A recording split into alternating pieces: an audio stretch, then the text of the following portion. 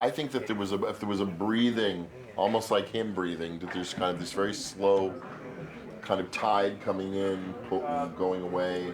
Marco Beltrami's doing the score, and Jim's worked with him a number of times, as have I. In score, the big effort is to not let go of the feeling that this movie is different. Okay, here we go.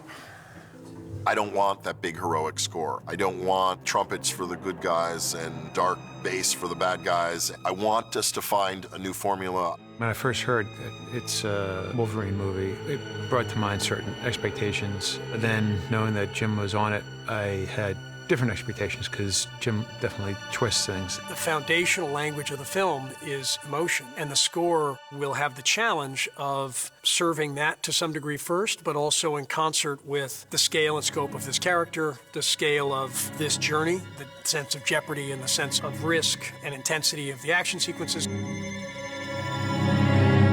For Marco and I, the job becomes looking toward the Western, looking toward older action films, 70s, cop movies. How do you solve the problems of building stakes, transitioning scenes, and doing that without trying to kind of bloat the movie and stay true to the kind of intimacy of the journey these characters have been on?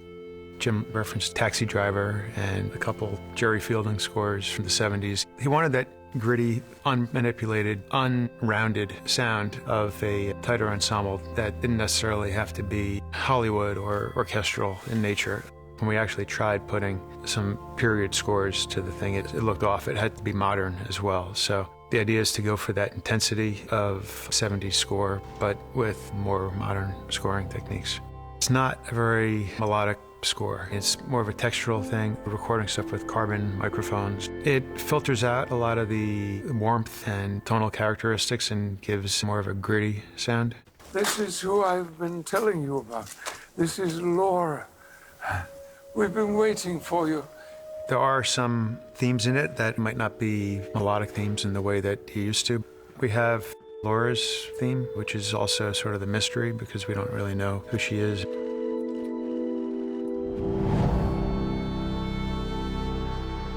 There's a theme for Logan, which is based on a lot of sonic stuff, but also this harmonica thing. We had two kinds, real standard German-made harmonicas and also glass harmonicas. Sometimes it's blended with other instruments and it becomes more of a texture. Sometimes it's even just the breath effect through the harmonica, and sometimes it's used as a melodic instrument.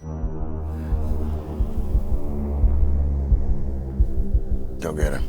You know, there's also a theme for the bad guys, which is a textural bending thing, which is a lower range.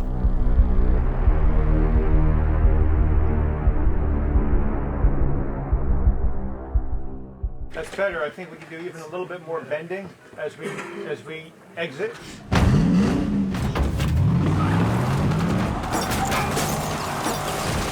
The character of each scene is different. The smelting plant action scene is a completely different feel from the Logan fighting X-24, which is much more of a conceptual thing than like a chase scene, which has similarities to, but is different from like the farmhouse murder scene, which has almost like some horrific elements to it. Put her down. They're all based on similar ideas, but go in different directions. 1, 2.